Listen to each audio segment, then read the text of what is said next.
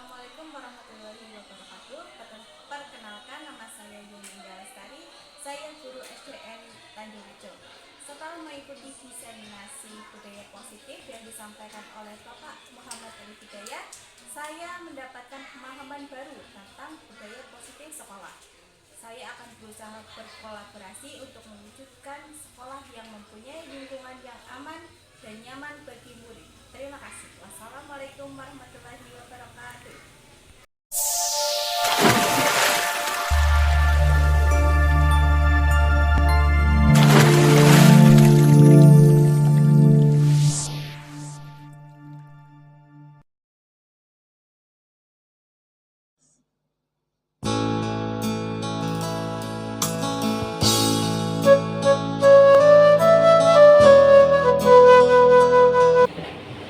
Bismillahirrahmanirrahim. Assalamualaikum warahmatullahi wabarakatuh. Alhamdulillah wa syukurillah, la haula wala quwata illa billah. Rabbi shrah li sadri wa yassir li amri wahlul 'uqdatam min lisani yafqahu qawli. Amma ba'du. Yang terhormat Bapak Arif Hidayat sebagai penyampai diseminasi budaya positif di SD Negeri Tanjung Rejo. Beliau sebagai calon guru penggerak angkatan 10. Alhamdulillah Bapak Arif menjadi calon guru penggerak angkatan 10. Selanjutnya Bapak dan Ibu guru peserta diseminasi yang saya hormati, pertama-tama marilah kita senantiasa bersyukur kehadirat Allah Subhanahu wa Ta'ala yang telah melimpahkan rahmat hidayah inayah kepada kita semuanya, sehingga pada kesempatan kali ini kita bisa berkumpul di ruang kelas ini, silaturahim dan juga melaksanakan kegiatan diseminasi budaya positif di SD Negeri Tanjung Rejo. Selanjutnya salawat dan salam senantiasa kita sanjungkan kepada junjungan kita Nabi Agung Muhammad Sallallahu Alaihi Wasallam yang selalu kita nantikan sholatnya baik di dunia maupun dan akhirat. Selanjutnya Bapak Ibu semuanya yang saya hormati, saya memperkenalkan diri sebagai Kepala Sekolah SD Negeri Tanjung Rejo, mengucapkan banyak-banyak terima kasih kepada Bapak Ibu peserta diseminasi pada kesempatan kali ini. Mudah-mudahan dengan harapan nanti pelaksanaan diseminasi di sekolah ini yang dipandu oleh beliau Bapak Arif Hidayat SPD dapat berjalan lancar, aman, tertib, dan nantinya bisa memberikan manfaat yang sebesar-besarnya bagi pendidikan di SD Negeri Tanjung Rejo dan dapat menginspirasi teman-teman guru yang ada di SD Negeri Tanjung Rejo sehingga dapat meningkatkan mutu pendidikan di sekolah ini. Allahumma amin. Selanjutnya, berhubung waktunya sudah siang, untuk itu kita buka bersama dengan bacaan basmalah. Monggo salam-salam Bapak Ibu. Bismillahirrahmanirrahim. Dengan bacaan basmalah bersama, semoga kegiatan ini dapat berjalan dengan lancar dan memberikan manfaat bagi kita semuanya, utamanya adalah di dunia pendidikan. Allahumma amin. Selanjutnya kami mengharap kepada beliau Bapak Arif Hidayat dapat melaksanakan kegiatan ini dan juga sebagai guru penggerak nanti bisa bergerak serta menggerakkan komunitas belajar di sekolah kami. Nanti akhirnya Pak Arif Hidayat juga bisa melaksanakan tugas sebagai guru penggerak dengan lancar, dengan sebaik-baiknya, diberi kesehatan, diberi petunjuk oleh Allah Subhanahu wa Ta'ala. Allahumma amin. Demikian sambutan dari diri saya untuk dilanjutkan kegiatan ini yang dipandu oleh beliau guru CGP, yaitu Bapak Muhammad Arif Hidayat. Waktu dan tempat saya persilakan sepenuhnya, monggo Pak Arif. Akhirnya banyak kata yang kurang berkenan, tidak lupa mohon maaf. Billahi taufiq wal hidayah. Wassalamualaikum warahmatullahi wabarakatuh.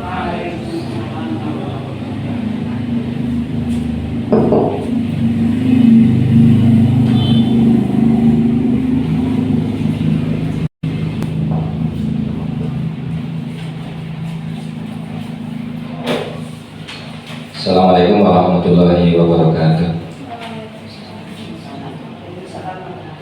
Bismillahirrahmanirrahim. Alhamdulillahirabbil alamin wa bihi nasta'inu ala umuri dunya waddin. Wassalatu wassalamu ala asyrofil anbiya'i wal mursalin wa ala alihi washabbihi ajmain. Yang terhormat Ibu Kepala Sekolah SDN Negeri Tanjung Rejo, Ibu Ujiningsih SPD SD. Yang kami hormati Bapak Ibu Guru serta staf dan karyawan SD Negeri Tanjung Rejo. Pertama, marilah kita panjatkan puji dan puji syukur kita kehadirat Allah Subhanahu wa Ta'ala, yang mana pada siang hari ini kita masih diberikan nikmat kesehatan sehingga kita masih bisa berkumpul di ruang ini tanpa halangan suatu apapun. Salawat dan salam senantiasa kita sanjungkan kepada junjungan kita Nabi Agung Muhammad Sallallahu Alaihi Wasallam yang kita nantikan syafaatnya besok di yaumul qiyamah. Allahumma amin. Sebelumnya saya ucapkan terima kasih yang sebesar-besarnya kepada beliau Ibu Kepala Sekolah SD Negeri Tanjung Rejo yang sudah memberikan waktu kepada kami untuk melaksanakan diseminasi disiplin budaya positif di sekolah. Dan kepada rekan-rekan guru sekalian, kami juga mengucapkan banyak terima kasih karena sudah memenuhi undangan kami dalam acara ini.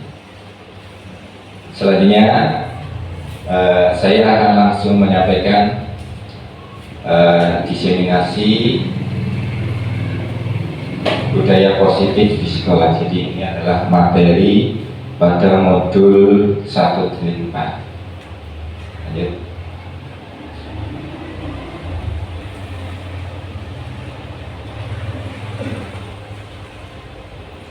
Nah, perkenalkan, nama saya Muhammad Arif Hidayat sebagai CGP. Yang kedua, Ibu Waliyatun itu adalah sebagai PP, dan ini adalah Bu Anita Sukarini sebagai fasilitator.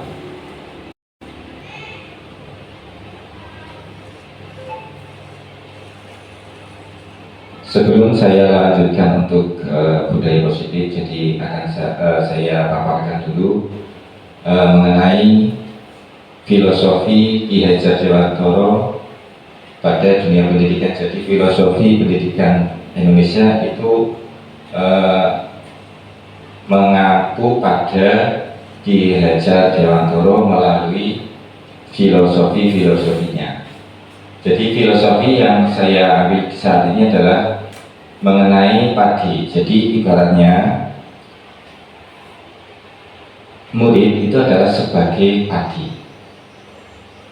Nah, sawah itu adalah lahannya, atau sekolah itu adalah sawahnya atau ladangnya. Nah, petaninya itu adalah guru. Jadi pada dasarnya siswa itu dididik, kita tuntun seperti hanya seorang petani. Petani itu merawat, memupuk tumbuhnya padi supaya nanti hasilnya padi tersebut akan lebih baik. Nah, kita sebagai seorang guru itu juga mempunyai kewajiban untuk menuntun mereka, mengarahkan mereka sesuai dengan kodrat alam yang sudah ada pada dirinya. Jadi setiap anak itu mempunyai kodrat alamnya sendiri-sendiri. Kita sebagai guru kewajiban untuk menuntun mereka, mengarahkan mereka menjadi anak yang cerdas, yang nantinya dapat mempunyai kemampuan diri yang optimal seperti itu. Oke. Jadi kita di sini kita bukan hanya mengajar tetapi mendidik.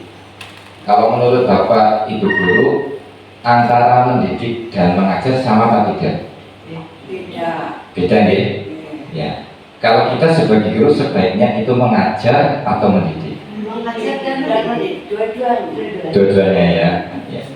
Jadi menurut pengertiannya memang berbeda. Jadi kalau mengajar kita hanya menyampaikan, misalkan kita mengajar matematika, ya kita hanya menyampaikan materi-materinya saja tanpa adanya tindak lanjut ke hal yang berikutnya. Berbeda dengan mendidik, jadi kita tidak hanya memberikan materi, juga melakukan tindak lanjut, evaluasi. Selain itu juga kita harus istilahnya mengikuti perkembangan anak tersebut.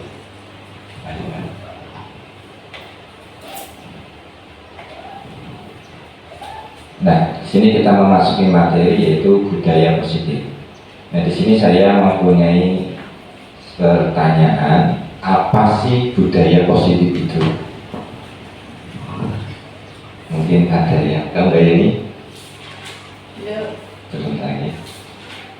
Kalau boleh, boleh saya. Enggak boleh. Terima kasih kepada Pak Ali Hidayat yang telah memberikan kesempatan kepada saya untuk menyampaikan pengertian budaya positif. Kalau menurut pengetahuan saya, dari kata budaya dulu ya Pak. Kata budaya itu pengertiannya hasil budi dan daya manusia. Positif itu hal yang baik.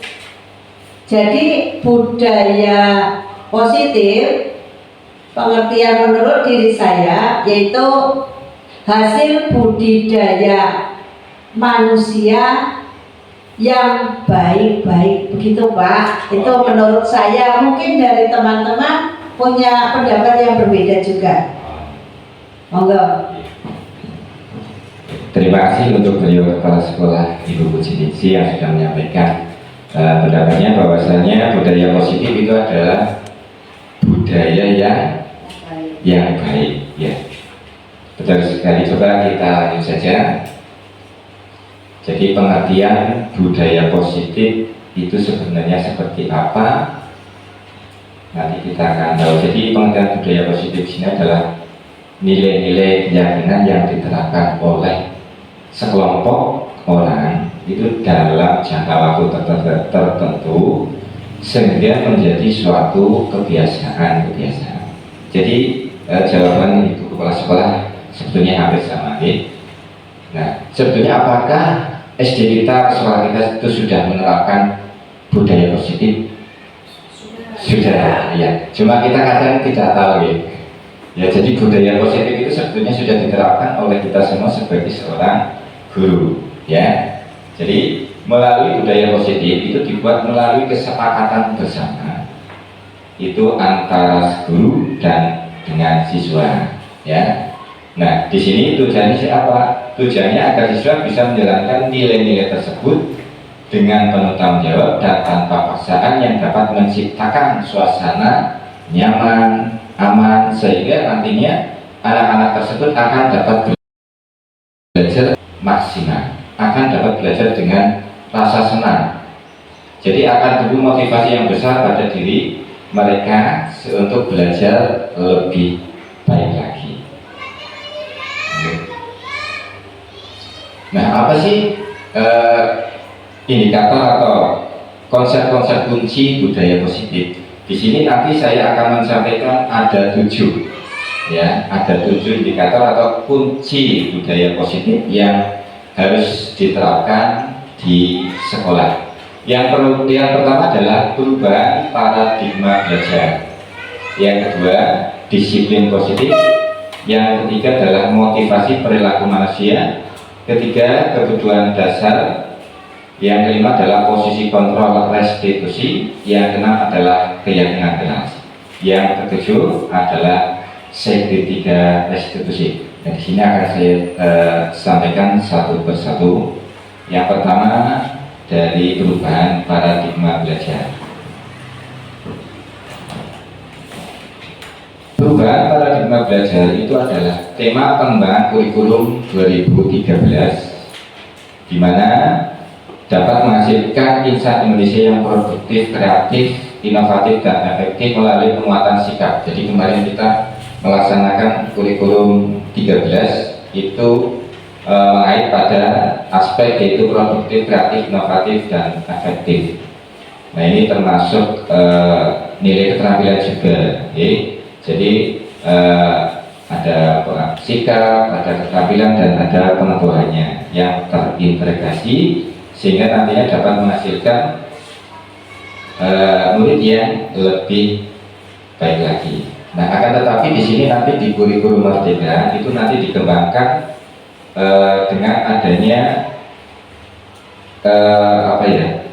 konsep abad 21 ataupun pembelajaran abad 21. Jadi ini nantinya akan berbeda dengan kurikulum 2013. Jadi ini sudah dikembangkan lagi oleh Badan Kementerian Republik Indonesia, Pendidikan Indonesia, yang telah terjadi pergeseran, ya. Jadi adanya pergeseran kurikulum 2013 ke kurikulum Merdeka. Nah, inilah yang diantisipasi pada kurikulum 2017, pembelajaran dengan paradigma baru yang dirancang berdasarkan teori belajar yang terdiferensiasi. Artinya diferensiasi apa? Yang berbeda, ya. Yang berbeda sehingga setiap siswa apa? Setiap siswa itu belajar sesuai dengan kebutuhan mereka masing-masing dan tahap perkembangannya sesuai dengan kemampuannya untuk mewujudkan profil pelajar Pancasila. Nah, di sini ada kata profil pelajar Pancasila. Nah, itu apa saja sih profil pelajar Pancasila? Yang pertama adalah itu beriman bertakwa kepada Tuhan Yang Maha Esa. Yang kedua berkebinekaan global. Yang ketiga gotong royong. 4 kreatif. Yang kelima bernalar aktif. Yang terakhir adalah mandiri. Nah, di sini adalah perwujudan dari profil pelajar Pancasila yang bergeser dari sekarang pergeseran paradigma abad 21. Nah, apa sih ciri-ciri dari paradigma belajar abad 21? Yang pertama itu adalah informasi. Informasi ini tersedia di mana saja dan kapan saja, itu melalui dapat kita temukan itu menggunakan internet ataupun dengan bantuan-bantuan teknologi yang sekarang kita gunakan. Yang kedua adalah komputasi, itu akan lebih cepat ya. Jadi pembelajaran diarahkan untuk mampu merumuskan masalah ya. Bukan hanya menyelesaikan masalah, jadi merumuskan masalah. Yang ketiga adalah otomasi. Otomasi ini pembelajaran diarahkan untuk melatih berpikir mekanisme. Jadi nanti masuknya berpikir kritis pada berpikir bernalar kritis pada anak.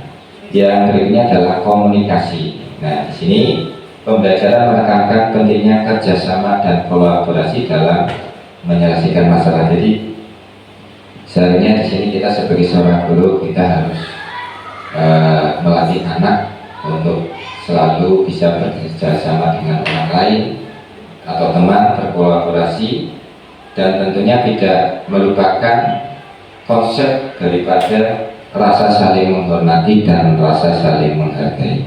Itu yang harus dikedepankan. Nah, Yang berikutnya adalah poin yang kedua adalah disiplin positif. Kadang saya juga berpikir yang pertama kali saya berpikir waktu pertama kali mendengar kata disiplin positif, disiplin positif itu apa? Nah, setelah saya belajar dalam pendidikan guru penggerak ini, jadi saya sedikit tahu bahwasanya disiplin positif itu merupakan suatu cara untuk menerapkan disiplin yang mengajarkan anak untuk bertanggung jawab diri berdasarkan nilai-nilai kebajikan. Ya, jadi disiplin positif itu salah satu bentuk penerapan nilai-nilai kebijakan yang nanti akan saya sampaikan. Yang berikutnya adalah disiplin positif, itu lebih ke arah disiplin diri yang dapat mengontrol diri dalam melakukan segala tindakan. Jadi apapun yang akan kita lakukan itu sebetulnya berawal dari kita atau diri kita sendiri tanpa adanya kontrol dari orang lain. Makanya kita sebagai seorang guru itu tugasnya menuntun dan mengarahkan murid. Jadi kalau zaman dulu kita kan waktu saya masih kecil itu diharapkan guru itu tidak seperti sekarang. Jadi dulu ya harus mempelajari semuanya tanpa istilahnya mengedepankan siswa ataupun murid. Nah, kalau sekarang kan kita harus ada kalimat yang ini itu kita harus berhamba kepada murid, dalam artian kita harus mengutamakan kepentingan murid. Nah, selanjutnya adalah disiplin dari diri dapat membuat murid memahami dan menyadari berdasarkan motivasi internal, bukan akibat paksaan, pujian ataupun hukuman. Nah, pada dasarnya kita sebagai seorang guru juga harus tidak hanya menunjukkan motivasi dari eksternal saja, tapi yang paling utamanya adalah dari internal murid tersebut atau siswa tersebut. Jadi kalau sudah termotivasi dari internal dirinya, maka perubahan itu tidak akan cepat berubah. Berbeda halnya kalau kita adanya perubahan itu karena atau motivasi dari eksternal, itu seperti adanya hukuman ataupun imbalan seperti penghargaan, itu nanti pasti anak akan cepat berubah. Karena apa? Karena itu tadi tidak. Karena yang pertama mungkin takut, satu dihukum. Ya, yang kedua nanti mungkin adanya penghargaan. Ini sangat tidak diperbolehkan sebagai seorang guru. Jadi kemarin kan pada saat kurikulum 2013 banyak guru yang menerapkan bisa membaca dengan baik, itu nanti akan mendapatkan imbalan bintang. Nah, itu seharusnya tidak seperti itu. Nanti anak itu akan akan mau karena adanya. Iya, betul. Kalau tidak ada penghargaan, tidak ada imbalan, mereka tidak akan melaksanakan dengan baik seperti itu. Kalau kurikulum 13 kan memang betul-betul seperti itu. Iya, Kita betul. memberi penghargaan pada mereka siswa kita yang berpokok. Betul sekali apa yang disampaikan. Sekarang Tidak. harus berhenti. Betul. Jadi apa yang disampaikan oleh Bu tadi itu sama. Betul. Ya. Jadi dulu memang kita diharapkan untuk memberi penghargaan dengan bintang ataupun dengan yang lainnya seperti itu. Makanya di sini tidak saya sampaikan tadi adanya pergeseran perubahan kurikulum dari kurikulum 2013 menjadi kurikulum merdeka. Dengan menekankan yaitu tadi perubahan paradigma dan yang lainnya. Bisa dilanjut? Motivasi diri. Intinya kita harus menentukan motivasi diri. Ya. Nah, yang berikutnya adalah nilai-nilai kebajikan universal. Di sini nilai-nilai kebajikan universal biasa berupa apa saja, yaitu yang pertama adalah keadilan, keselamatan, tanggung jawab, kejujuran, rasa syukur, lurus hati, berprinsip, integritas, kasih sayang, rajin, berkomitmen, percaya diri, kesabaran, keamanan, dan masih banyak lagi nilai-nilai kebajikan yang harus kita ketahui dan harus kita terapkan di dalam lingkungan sekolah kita sebagai mewujudkan adanya budaya positif di sekolah. Lanjut. Yang berikutnya adalah motivasi perilaku manusia. Menurut Dian Keeson dalam buku Restructuring School Discipline, beliau menyampaikan 3 motivasi perilaku manusia. Yang pertama adalah untuk menghindari ketidaknyamanan atau hukuman. Ini adalah tingkat terendah dari motivasi perilaku manusia. Jadi adanya hukuman itu adalah tingkatan terendah dalam diri atau perilaku manusia. Jadi tidak adanya motivasi dari diri karena adanya motivasi dari eksternal, yaitu hukuman. Ini saya akan seperti ini, nanti akan mendapatkan hukuman. Jadi contoh saja di kelas saya, di kelas 2 itu ya kita ketahui Akmal, misal Akmal dia kadang tidak mengerjakan PR, sering tidak mengerjakan PR.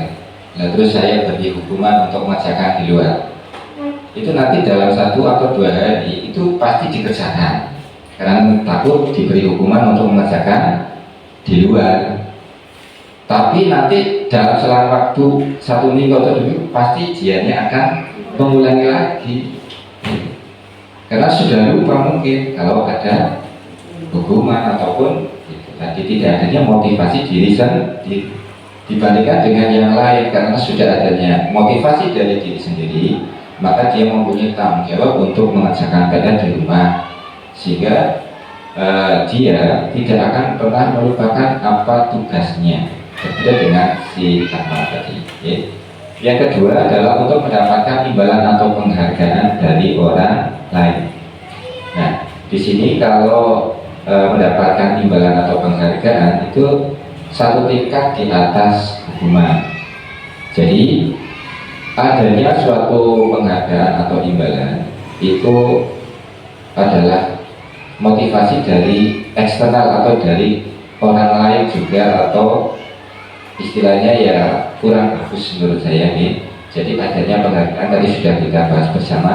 Jadi tindakan atau perilaku ini kurang tepat untuk diterapkan di sekolah kita. Yang ketiga adalah untuk menjadi orang yang mereka inginkan dan menghargai diri sendiri dengan nilai-nilai yang mereka percaya. Jadi ini adalah istilahnya mereka ingin mereka ingin dihargai oleh orang lain, dipuji oleh orang lain. Itu, jadi ada 3 perilaku manusia menurut Dian Keeson dalam bukunya Restructuring School Discipline. Kita lanjut saja untuk menilai yang selanjutnya. Yang selanjutnya adalah kebutuhan dasar manusia. Jadi menurut Dr. William Glasser, kebutuhan dasar manusia itu ada 5. Tapi kalau kita yang sering dengar itu adalah kebutuhan primer, sekunder, dan kebutuhan tersier. Nah, di sini berbeda. Ya. Jadi ada kebutuhan pokok, ada kebutuhan tambahan, dan ada kebutuhan yang paling tinggi itu kemewahan atau tersier. Yang menurut Dr. William Glasser, yang pertama bertahan hidup. Kenapa bertahan hidup? Ya itu karena kita sebagai manusia mempunyai kebutuhan yang pertama, itu kebutuhan pokok, makan, minum, papan, sandang, pangan, rumah. Itu adalah kebutuhan untuk bertahan hidup. Jadi kebutuhan yang pertama itu harus tercukupi dulu. Jadi kalau sudah tercukupi, maka kita akan mengacu pada kebutuhan dasar manusia yang kedua yaitu adalah penguasaan. Nah, penguasaan ini adalah kebutuhan pengakuan atas kemampuan diri mereka. Jadi yang pertama adalah keinginan untuk apa? Untuk dianggap berharga oleh orang lain. Yang kedua adalah kekuatan untuk apa? Iya, untuk mencapai keinginan gitu ya. Nah, yang berikutnya adalah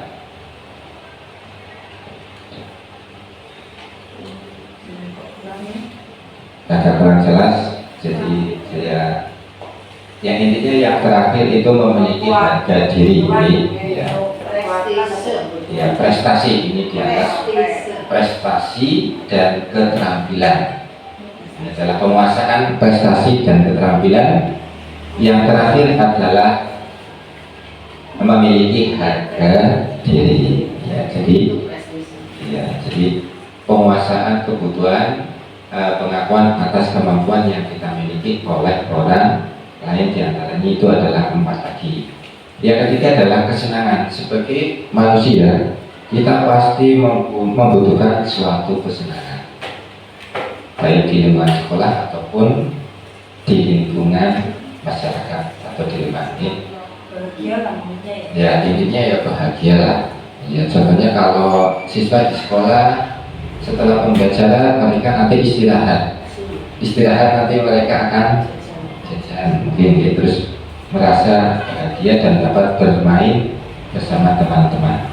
Sama halnya dengan kita di rumah, kita juga kadang membutuhkan suatu kesenangan ya, dengan cara apa ya, refreshing bersama dengan keluarga ya. Iya, jadi mau ke mana itu bisa menumbuhkan rasa senang gembira pada diri kita sendiri. Yang keempat adalah kasih sayang dan rasa diterima. Nah, di sini kebutuhan untuk disayangi dan diterima itu perlu kita apa ya? Kita bersama ya. Jadi kasih sayang dan rasa diterima. Iya, dianggaplah. Misalnya ya dalam keluarga misalnya, jadi kita sebagai seorang istri misal, kalau saya suami itu dianggap sebagai seorang suami ya, dan rasa diterima oleh pasangan kita seperti itu. Kalau murid ya sama, jadi kita iya betul. Nah, kalau murid bagaimana ya? Kalau murid kita ya harus ya memberikan kasih sayang kepada mereka dan rasa menerima sebagai murid tanpa membedakan satu per satu. Jadi sebetulnya kita sebagai seorang guru itu tidak boleh membedakan antara murid yang mungkin agak pintar, terus yang tidak, terus dari agama ataupun dari asal keluarganya itu kita tidak boleh. Kita harus saling menyayangi dan menerima mereka dengan senang hati. Terus yang kelima adalah kebebasan. Nah, kebebasan ini adalah kebutuhan akan pilihan. Jadi anak-anak dengan kebutuhan keterbatasan yang kecerdasan yang tinggi itu menginginkan dirinya untuk dapat memperoleh atau mencapai cita-citanya dalam tanpa pengaruh orang lain dan tentang mencoba hal-hal yang lainnya. Di sini artinya apa? Kebebasan untuk memilih kita utamakan kepada anak. Jadi nantinya kita juga akan mengetahui tentang memerdekakan anak. Merdeka itu adalah kebebasan untuk belajar. Jadi mereka dapat memilih sesuai dengan kebutuhannya mereka sendiri. Jadi kebebasan itu adalah kebutuhan akan pilihan yang akan mereka pilih sendiri. Gitu. Berikutnya adalah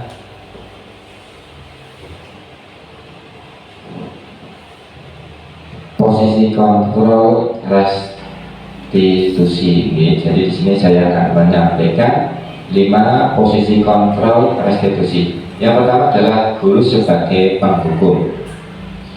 Yang kedua, guru sebagai pembuat. Keempat, guru sebagai pemantau. 5, guru sebagai manajer. Nah, apa saja sih pengertian dari posisi kontrol restitusi? Nah, di sini akan saya jelaskan. Dari yang pertama adalah hukuman atau penghukum. Yang pertama adalah penghukum. Guru berperan itu sebagai penghukum dengan memberikan konsekuensi langsung atas pelanggaran yang dilakukan oleh murid.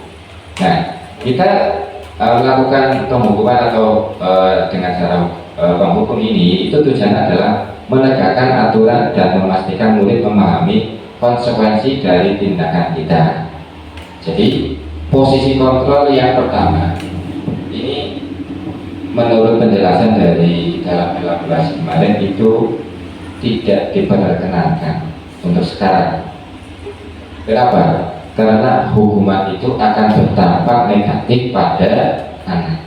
Contohnya saya dulu lah ya, waktu SD itu tidak apa istilahnya ya, tidak mengerjakan PR terus disuruh berdiri di depan. Berdiri di depan sampai kadang ya lama lah dulu. Makanya sampai sekarang pun saya kadang masih teringat akan hal tersebut. Itu walaupun sudah lama tapi masih keingat, itu karena adanya apa? Hukuman. Hukuman itu nanti akan berpengaruh pada psikis anak. Jadi dalam posisi kontrol hukuman ini itu adalah tadi sudah disampaikan nilai terendah. Jadi kita sebagai guru seharusnya tidak menggunakan posisi kontrol sebagai penghukum karena dampak negatif pada peserta didik itu sangat besar, akan mempengaruhi tingkat keberhasilan dalam pendidikan. Yang kedua adalah pembuat rasa bersalah. Nah, di sini guru akan membuat murid merenung, merasa bertanggung jawab atas kesalahan mereka yang mereka lakukan. Nah, bagaimana kita membuat sebagai guru membuat menjadi posisi kontrol pembuat rasa bersalah? Ya, kita menanyakan apa yang dia lakukan, apa kesalahan yang dia lakukan, tanpa adanya tindakan yang berikutnya. Ya, jadi hanya menanyakan saja. Jadi hanya membuat rasa bersalah orang kemarin tidak mencapai tanpa adanya tindakan lanjutan, tapi hanya istilahnya ya kamu itu salah, tidak mengerjakan PR tanpa adanya tindak lanjut yang lain. Nah, nanti kita akan pelajari untuk posisi kontrol yang lain supaya ada sedikit perbedaan nih.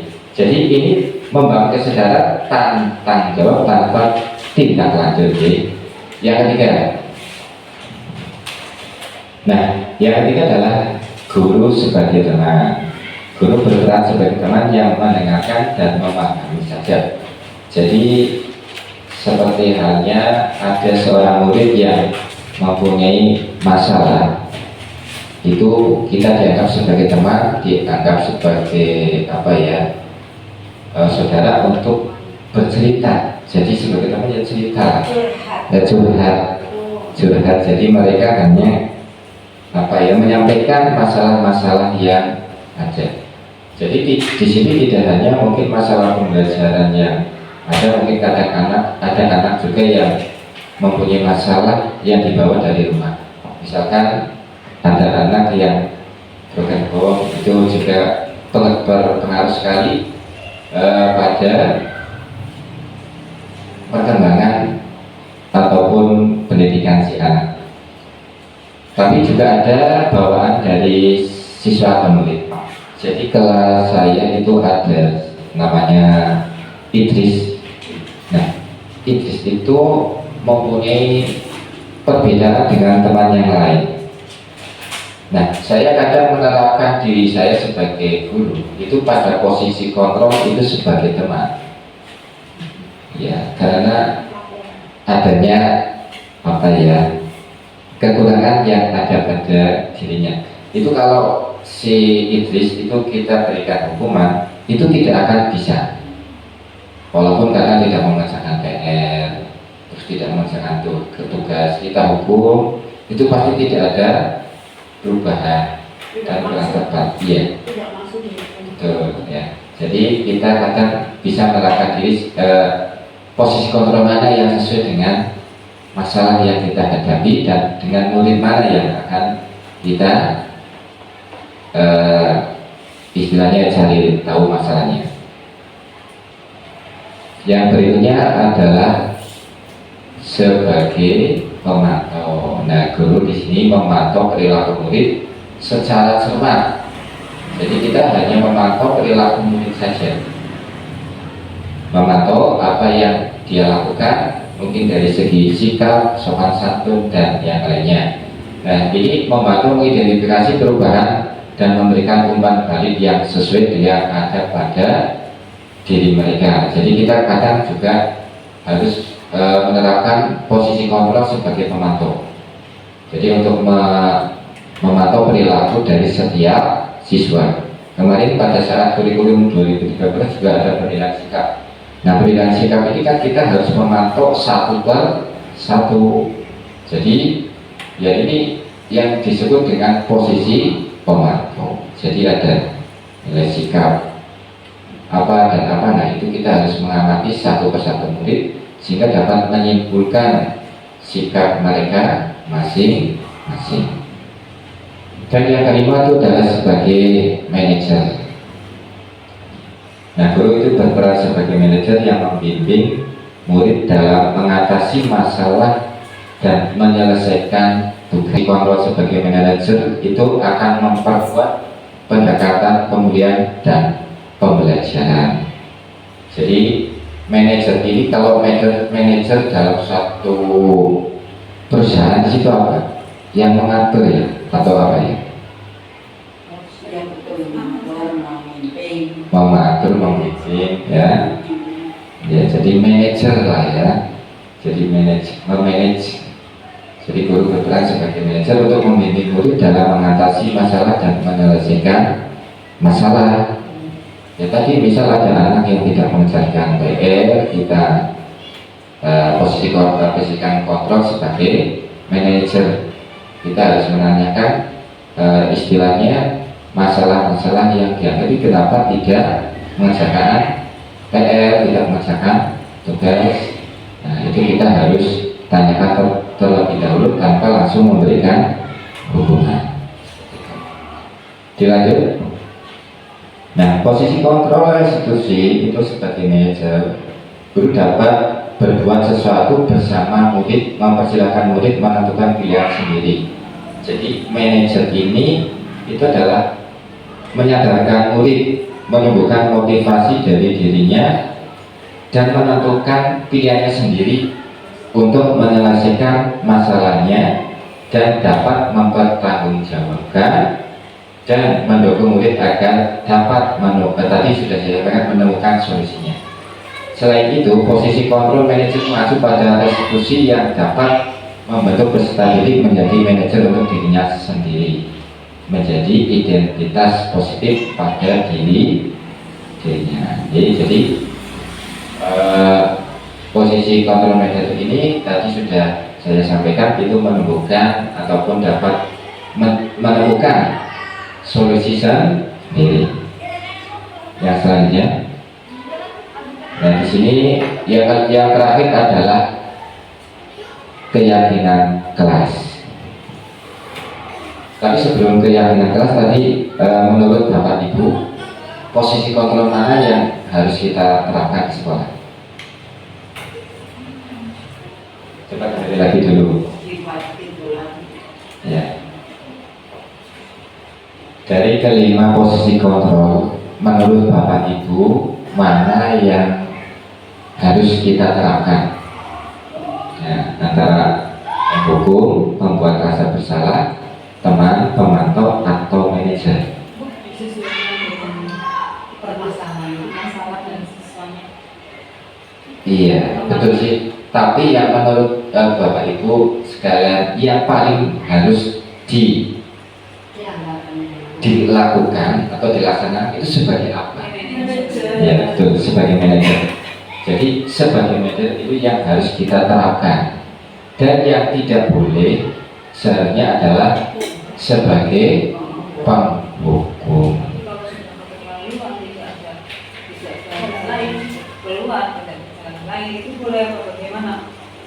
Ya, memang kemarin pada saat elaborasi itu dari Ibu Dokter Siti siapa yang kemarin itu juga menyampaikan masalah penghukum atau hukuman. Ini juga sebetulnya kadang diperbolehkan, akan tetapi ya maksudnya ya, boleh tapi tidak boleh. Intensitasnya itu kalau anak itu sudah sangat sering melanggar,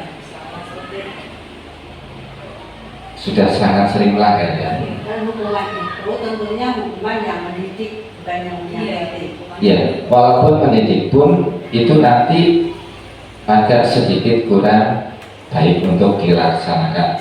Nah, ada hukuman yang istilahnya nanti ada positifnya, seperti hukuman itu bisa membaca, ada yang dihukum untuk menulis, kan seperti itu. Itu hukuman itu tidak hanya bersifat fisik, juga bersifat psikis. Ya. Jadi kadang ada anak disuruh berdiri, itu namanya kan fisik, bukan fisik. Kita tidak memberikan istilah hukuman tapi hadiah, itu kasih hadiah. Nah, itu hadiah juga tidak boleh. Maksudnya hadiah di sini hadiah berupa hukuman, tapi Oh, hadiah hukuman. Hadiah hukuman yang tidak ada yang mahal kan? istilahnya saja bahasa. Oh, iya Itu iya. yang hukuman, tapi ributnya karisman. Istilahnya di sini kalau di kurikulum merdeka tidak boleh hukuman, tidak boleh hadiah. Nah. Itu dari apa saja dari internal. Betul, dari internal. Iya. Jadi memang betul. Tapi kita menumbuhkan motivasi itu sangat lah. Nah, ini tadi sudah yang pertama membutuhkan waktu yang lama. Iya betul benar. Jadi memang betul apa yang saya sampaikan tadi. Jadi posisi atau apa budaya positif ini membutuhkan waktu yang sangat lama untuk dapat menghasilkan murid yang sesuai dengan profil pelajar Apalagi sudah Pancasila. terbiasa kurikulum yang kemarin kita Nah. harus menghargai murid kalau Iya. memang punya. Betul, sangat bertolak belakang kemarin ya. Makanya ya kalau Nah, saya juga sama ya sebetulnya sekarang Mas ya Yoga. di kelas Tapi ya sudah menerapkan itu tapi baru 50% lah. Di sebelumnya ini kan tadi ada supaya merasa dihargai gitu ya. Dalam paparan tadi yang sebelumnya ini kalau tidak salah itu ada agar manusia itu merasa dihargai. Nah, bagaimana dia merasa dihargai kalau kita tidak memberi penghargaan? Kita dilarang memberikan penghargaan. Bagaimana anak akan bisa merasa dihargai? Begitu. Jadi menurut Bu Sinta tadi pada tayang yang depan atau yang sudah saya sampaikan itu coba lagi ini di belakang itu pada tabel yang 5 tadi. Yang memberikan. Nah di sini itu ada Penguatan, dihargai ya Bu ya. pengakuan itu. Ya pengakuan untuk dihargai. Ya betul memang itu kebutuhan dasar manusia untuk dapat diterima dan dihargai oleh orang lain. Tapi dalam pembelajaran itu kita tidak boleh menerapkan pembelajaran dengan konsep memberikan penghargaan. Ya, jadi dapat dibedakan ya. Kebutuhan dasar manusia itu adalah dihargai, dikasih sayang, diterima tadi ya. Itu dihargai. Yang namanya dihargai dengan memberi penghargaan sama apa tidak? Beda ya. Beda nih. Maksud saya ketika kita memberikan penghargaan, anak itu merasa dihargai gitu.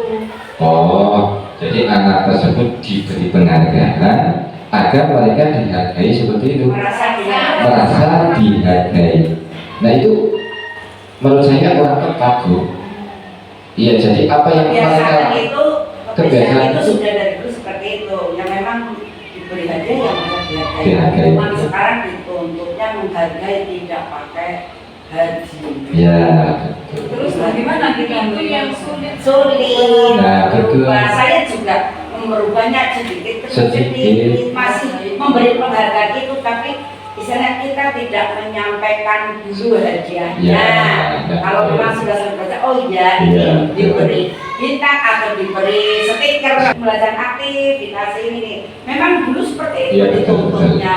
Sekarang terbalik. sudah terbalik. Betul. Jadi betul sekali, memang sangat jauh berbeda dengan kurikulum 2013. Kalau kurikulum 2013 motivasinya malah dari penghargaan, bentuk penghargaan, gitu. Ada bintang, ada apa itu tadi. Mungkin ada tip Pak. Gimana? Dari jenengan. Kalau saya itu sangatlah sulit dan masih belajar dan berlatih dan masih menerapkan kurikulum 13. Dan kalau tidak sama sekali tidak bisa jalan. Betul. Maka dari itu ini saya sendiri sebagai seorang Iya. CPT. Mungkin ada titik kita untuk kita Nah. semua, silakan. Ya, jadi begitu Bu. Ini tujuan saya apa ya, isu diseminasi itu adalah menyampaikan apa yang sudah saya dapatkan pada pendidikan calon guru penggerak. Nah, berikutnya sebagai seorang guru penggerak itu yang pertama adalah tergerak, bergerak, dan menggerakkan. Tadi sudah disampaikan oleh Bu Kepala Sekolah. Tergeraknya ya itu saya contohnya mengikuti calon guru penggerak, bergeraknya mengikuti pendidikan guru bergerak. Nah, menggerakkan nanti atau setelah saya mengikuti ini, nah ini termasuk menggerakkan. Masih ditunggu ya. Nah, kita sama-sama akan, tetapi saya tidak dapat berjalan sendiri tanpa adanya Bapak Ibu sekalian di dalam mewujudkan budaya positif di sekolah. Itu nanti rangkaiannya sangat banyak sekali. Ini baru pada 1.4 saja, modul 1.4 yang saya sampaikan. Padahal untuk mewujudkan ini saya kemarin sudah menyampaikan ada 1.2, 1.1 sampai 1.3. Jadi besok insya Allah ada 3, jadi maka banyak. Nah, maka dari itu kemarin sudah saya Ya, sampaikan. selamat ya Pak. Sudah saya sampaikan kepada Selamat berkontribusi. iya, kepada kepala sekolah untuk membentuk kombel, komunitas belajar. Nah, kombel ini saya harapkan itu nantinya dapat memecahkan masalah-masalah seperti ini. Kita bahas bersama mana yang terbaik untuk sekolah kita. Tujuannya seperti itu. Jadi memang betul saya syukur sekarang masih belum bisa menemukan solusi untuk mewujudkan. Lanjut.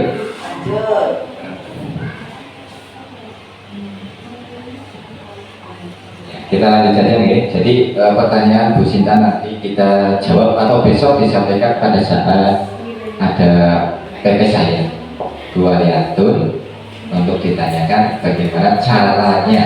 Terima kasih. Jadi Pak Ari sudah menyampaikan ya. Ya, ada PR satu ya Bu Sinta tadi apa?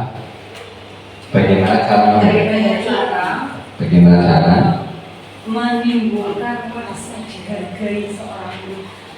Bagaimana Motivasi tadi saya juga tip-tip. Nah, dari kami juga itu ada tadi tip-tip karena Nanti dicatat Ibu, nanti saya tanyakan ke Bu Bebek atau ke Bu Fasilitator. Bagaimana caranya supaya murid merasa dihargai, caranya bagaimana? Oh. tidak akan menghargakan. Tanpa penghargaannya seperti itu. Oh iya. Terus yang dari saya tip-tip untuk menimbulkan Titik untuk menimbulkan tip motivasi. anak supaya apa itu dari diri sendiri bukan dari pengaruh eksternal. Oh iya. Itu yang masih Menjadi pertanyaan ya. sudah mengusahakan tapi kan belum maksimal lah. Oh, iya. Hasilnya kan ya Belum. sudah terbiasa kita memberi Budaya positif ya, biasa sebetulnya. memberi haji anak. Oh iya, dari kurikulum 2013 tadi ya. Ya, jadi ada dua pertanyaan yang saya sendiri belum bisa menjawab. Insya Allah akan saya tanyakan kepada Bu Fasih. kalau misalnya termasuk boleh apa tidak? Ngalem. Lalu misalnya. Nah, itu Seperti itu namanya tidak. Ya penguatan ada Bu. Boleh. Boleh. Itu pakai itu tidak. Iya. Ya, sudah. Penguatan. Sampai seperti itu sudah makanan harian. Ya betul. Tapi yang ada bintang atau stiker atau yang lain kan Penghargaan. sekarang tidak diperkenankan. Tidak diperkenankan. Tapi masih jalan. Ya betul. Jadi imbalan atau ini tidak kurang bagus lagi. Ya supaya ini kita lanjut saja. Tadi sampai keyakinan kelas ya. Ya. Yang berikutnya adalah keyakinan kelas. Jadi kita di sini sebagai seorang guru itu bergerak untuk mewujudkan keyakinan kelas dengan adanya kesepakatan antara guru dengan murid. Ya. Jadi tidak hanya di sekolah atau mencukup semua sekolah, tapi kita belajar dari kelas dulu. Keyakinan kelas kita buat dulu. Keyakinan kelas ini seperti apa nanti akan saya contohkan yang sudah saya buat dengan anak kelas 2. Oke. Komitmen ya. Nah, di sini kemarin saya sudah membuat keyakinan kelas bersama dengan anak-anak. Oke.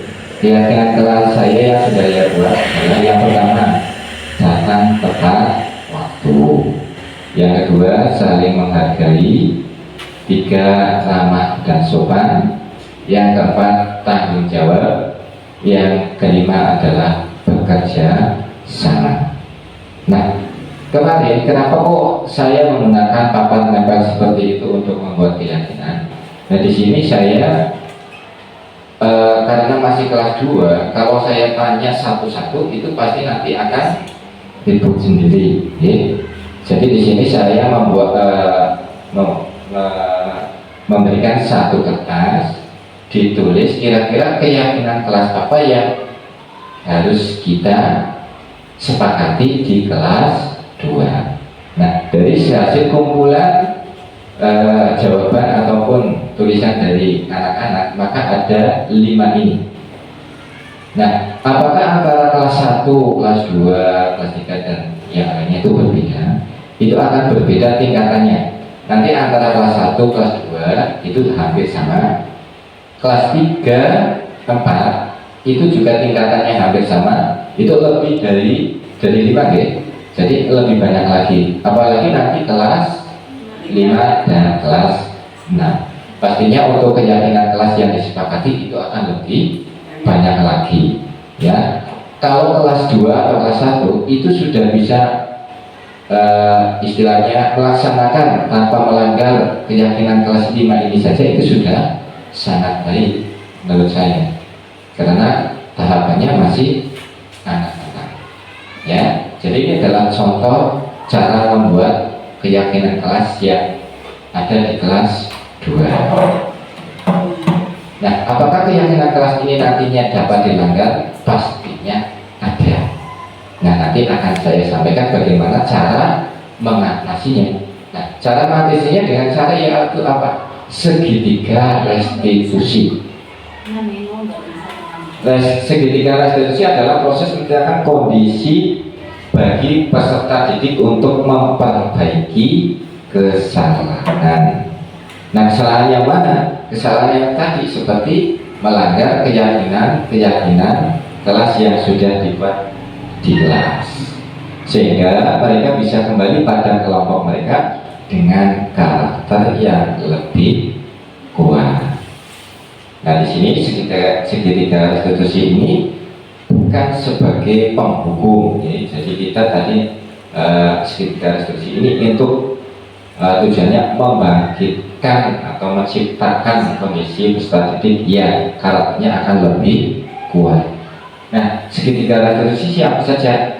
Segitiga restitusi yang pertama itu adalah menanyakan, menstabilkan identitas. Nah, menstabilkan identitas itu berdasarkan prinsip membuat kesalahan atas bagian dari pembelajaran. Jadi apa yang mereka lakukan, kesalahan mereka yang mereka lakukan itu adalah sebagai bentuk pembelajaran yang harus diperbaiki. Jadi harus diperbaiki. Nah, yang kedua adalah validasi tindakan yang salah. Nah, di sini kita sebagai seorang guru itu harus menanyakan validasi tindakan yang salah untuk menentukan perilaku sesuai dengan kebutuhan tertentu. Jadi nanti akan saya contohkan bagaimana cara menstabilkan kelas. Nah, menanyakan tindakan kelas itu adalah murid mampu mengaitkan dengan tindakan yang salah. Jadi apa yang mereka lakukan menyadari sudah salah, apa yang akan mereka lakukan. Nah, nanti akan saya contohkan di sini, kemarin sudah saya buatkan. Nah, di sini praktek baik yang sudah saya terapkan atau akan saya berbagi dengan Bapak Ibu sekalian. Masalah yang saya temukan itu adalah Ahmad Lutfi Hakim terlambat datang sekolah. Ini kemarin betul-betul terlambat ya, tanpa adanya settingan. Ini betul-betul terjadi. Jadi Lutfi Hakim datang terlambat. Nah, saya dokumentasikan seperti itu. Nah, apa sih yang akan saya lakukan selanjutnya? Selanjutnya saya melakukan penerapan segitiga restitusi. Jadi Lutfi saya panggil ke depan untuk saya terapkan segitiga restitusi dengan cara yang pertama menstabilkan identitas. Membentukkannya itu ketika masih ada temannya atau dalam kondisi sendiri. Sebaiknya itu pada ruangan sendiri, sebaiknya. Jadi supaya apa? Supaya anak itu nanti tidak terganggu secara psikisnya. Tetapi di sini kemarin memang saya contohkan seperti itu karena tidak ada ruangan yang lain. Ini karena mengaitkan dengan kondisi untuk membuat PPTG. Jadi saya di situ langsung sebaiknya jangan. Dan nanti akan saya contohkan yang tidak di ruangan, tidak di ruangan kelas ya. Nah, yang pertama adalah menstabilkan identitas. Jadi saya menanyakan berdua salah itu tidak. Nah, ini bagaimana cara? Jadi seperti ini Bapak Ibu. Jadi saya bertanya dulu padanya, apa yang kamu lakukan? Terus nanti anaknya itu pasti akan menjawab, saya datang terlambat. Dan apakah kamu akan kenapa kamu datang terlambat? Karena saya bangunnya kesiangan. Nah, terus saya menjawab berbuat salah itu tidak apa-apa. Dan ini termasuk menstabilkan identitas seperti itu. Jadi kita tidak langsung memakai kenapa kamu dalam terlambat, kamu tidak mau beban, itu tidak boleh. Nah, yang berikutnya adalah validasi tindakan yang salah. Nah, di sini kita harus menyampaikan kamu pasti punya alasan. Kita menanyakan alasannya kenapa kok bisa datang terlambat seperti itu. Jadi tidak langsung kita menilai si Lutfi Hakim ini datang terlambat itu karena dia pasti malas atau bagaimana. Padahal biasanya tidak terlambat. Nah, ini kok bisa terlambat. Jadi kita harus menerapkan restitusi segitiga. Nah, yang ketiga adalah menanyakan keyakinan. Setelah kita menanyakan tadi validasi tindakan yang salah, berikutnya kita menanyakan keyakinan kelas apa yang dilanggar oleh David sesuai dengan keyakinan kelas yang sudah dibuat kemarin seperti itu. Jadi kalau Lutfi Hakim ini termasuk melanggar yang mana? Yang mana? Yaitu adalah datang tepat waktu. Jadi dari sini melanggar keyakinan kelas, yaitu melanggar datang tepat waktu. Nah, saya sebagai guru itu posisi kontrolnya yang mana? Posisi kontrol saya itu adalah sebagai manajer. Jadi menanyakan menggunakan segitiga restitusi. Nah, apakah setiap masalah-masalah itu harus kita restitusi? Tidak harus. Jadi masalah penerapan institusi ini kita gunakan ataupun kita sesuaikan dengan kebutuhan seperti itu. Ya. Nah selanjutnya kita tanyakan tanggapan daripada Lutfi Hakim. Nah di sini Pak Guru saya bacakan tanggapan dari Lutfi Hakim. Assalamualaikum warahmatullahi wabarakatuh. Perkenalkan, nama saya Ahmad Lutfi Hakim, siswa kelas 2 SD Negeri Tanjung Rejo, Kecamatan Burus Pesantren. Saya senang sekali bisa berdiskusi budaya positif dengan Pak Guru. Nah di sini kalimatnya harus ada kata diskusi. Ya, jadi diskusi bukan wawancara, bukan gimana ini. Jadi berdiskusi.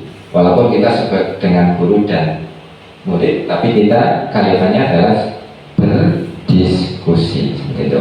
Untuk mencari solusi dari kesalahan yang sudah diperbuat. Nah, saya akan bangun pagi dan berangkat lebih awal agar tidak terlambat. Nah, kata saya akan bangun lebih pagi dan berangkat lebih awal dan agar tidak terlambat itu merupakan keyakinan daripada anak tersebut. Jadi supaya apa? Ada perubahan dari diri mereka sendiri, bukan dari saya. Ya, jadi dari anak tersebut. Lanjut. Nah, cukup sekian. Nah, satu lagi Mbak, itu yang saya silakan di ya betul.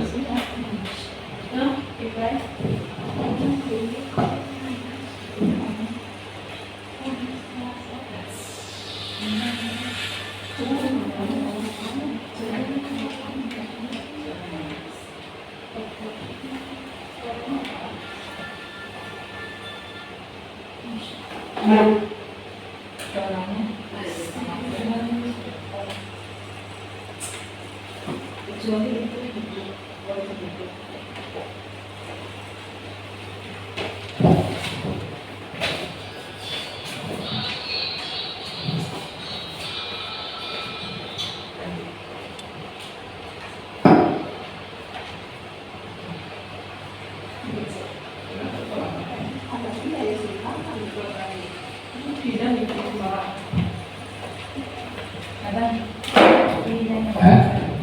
Ini ada suara.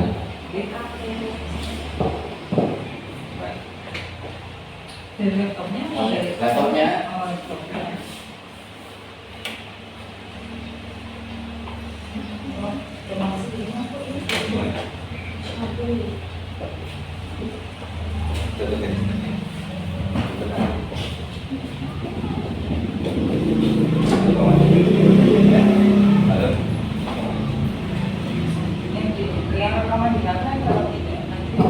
Halo. Nah ini adalah contoh pada saat saya menerapkan segitiga restitusi pada kemarin kasus yang saya buat. Nanti karena berhubung suaranya tidak ada, nanti akan saya sampaikan setelah acara ini selesai ini. Jadi berhubung ini waktunya sudah cukup siang, kita akhiri saja untuk kegiatan pada hari ini. Kita akhiri dengan ucapan hamdalah bersama-sama.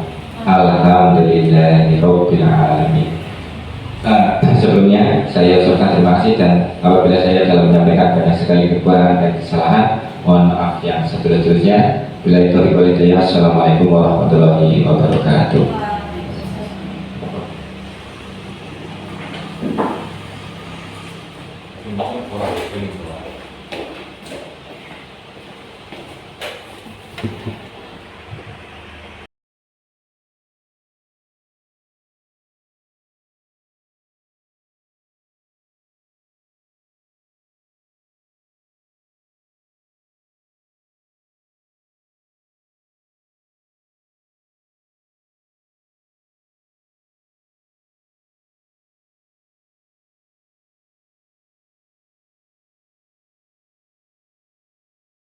Assalamualaikum warahmatullahi wabarakatuh.